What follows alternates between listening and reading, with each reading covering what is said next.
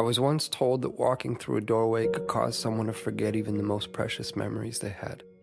Memories of good, memories of bad, memories of love and of loss, all tucked away neatly, stored like the worn-out blankets that were kept to dress the rainy days and bad habits that happen from time to time. Or what it felt like to rest your head on a friend's shoulder that still carries with it the creases from where you last placed your heart. Just like that. Gone within a single step. That somehow 3 beams and an imaginary line drawn across some old aching floorboards were all that stood between you and the infinite silence of the very things that once colored your mind with sound. It's funny.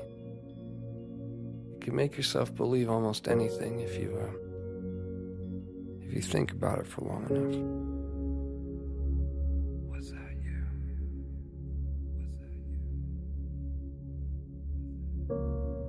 I was once told that the love I felt beating inside my chest was nothing more than my mind playing an unfair trick on my heart. And like a pair of dice dancing along the uneven pavement, their fate, much like yours or mine, had already been decided. That even the cracks that drew their faults between 2 opposing sides could not escape a fate that was always destined to be sealed. To think that someone could actually believe that the swelling tides of my heart were no more than an anxious highway of ins and outs anchoring my imagination to the castles I've been building in the sky. Well, maybe they are the crazy ones. Then again, I have been known to misplace my hope in the way things fall. And if I had to confess, there stands a greater chance that I've all but lost my mind in here. So I suppose it's better off this way. Because I've always believed that the odds of finding what you seek tend to favor those who are open to seeking them in the first place. And I, for one, have never quite understood how odds stand to get even without that frame in mind. To be clear, I've seen a million faces.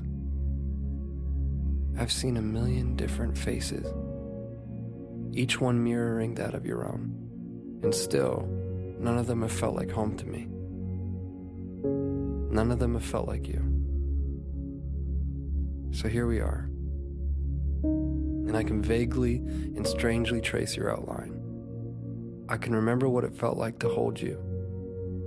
I can remember what it was like to stare blindly into your eyes for what felt like an eternity. How could I forget that? I could never forget that. I could never forget you. No matter how long it takes for my words to make their way through the vastness of this place we've called home, I unto you and you unto me, I say them and will continue to do so. Day after day, night after night, never knowing if you'll actually hear them. There's no place for time here.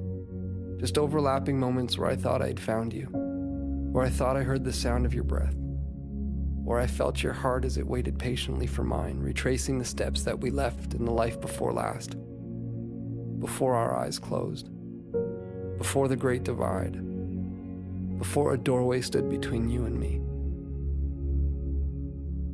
As it stands, I found myself in that doorway again, with both feet in and your heart on my sleeve, but I can't bring myself to walk through this time. Not yet, at least. Not until I take one last look and see that it was you. That it was always you. Our hearts strewn across those old fragile floorboards. The silhouettes of each and every one of our memories playing out like a story that we both know we've seen before. I remember now. This was where I first found you. And beyond those closed doors, I will find you again. My love. I will find you again.